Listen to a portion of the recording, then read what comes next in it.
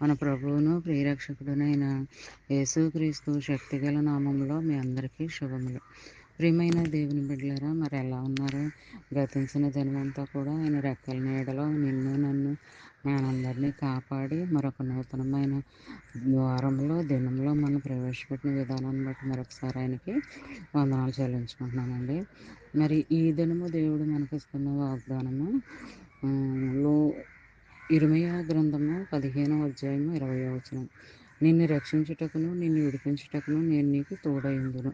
ప్రియమైన దేవుని బిడ్డలారా, మరి దేవుడు మనల్ని రక్షిస్తానంటున్నాడే, విడిపిస్తానంటున్నాడే, కాపాడుతానంటున్నాడే. మరి ఇలాంటి దేవుని ఆశీర్వాదకరమైన వాగ్దానము మొదటి జామున దేవుడు మనకిస్తాడంటే అది దేవుని యొక్క కృప కాపుదలని మనం నమ్మాలి, విశ్వసించాలి. మరి నువ్వు ఎక్కడున్నప్పటికీ, గాఢాంధకారపు లోయలో సంచరించినప్పటికీ, మరి అది ఏ ప్రదేశమైనా ఏ ప్రాంతమైనా సరే, నువ్వెక్కడ వెళ్ళినా సరే దేవుడు అక్కడికి వచ్చి నిన్ను రక్షిస్తానంటున్నాడు, కాపాడుతానని అంటున్నాడు, నడిపిస్తానని అంటున్నాడు, విడిపిస్తానని అంటున్నాడు, నీకు తోడుగా ఉంటానని అంటున్నాడు. మరి ఇలాంటి దేవునికరమైన ఆశీర్వాదం మరి దేవుడు మనకి ఇస్తున్నాడంటే అది దేవుని యొక్క ఉచితమైన కృపని మనము నమ్మాలి, విశ్వసించాలి. మరి ఈ చిన్న వాగ్దానం నీ ఫ్రెండ్స్ సర్కిల్లో పంపండి. అలా పంపడం వల్ల మరి నీ నువ్వు ఆశీర్వదింపబడతావు, నీ ఫ్రెండ్స్ దీవించబడతారు, ఆశీర్వింపబడతారు. ఎప్పుడూ కూడా వాగ్దానాలు షేర్ చేసుకుంటూ ఉండాలి.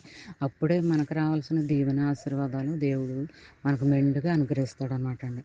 మరి ఆశీర్వాదాలు ఎలాగొస్తాయి అనుకుంటున్నారు? ఈ రకంగానే ఆయన యొక్క ఆశీర్వాదాలు మరి మన పట్ల, మన కుటుంబాల పట్ల, మన బిడ్డల పట్ల కుమ్మరిస్తాడనమాట అండి.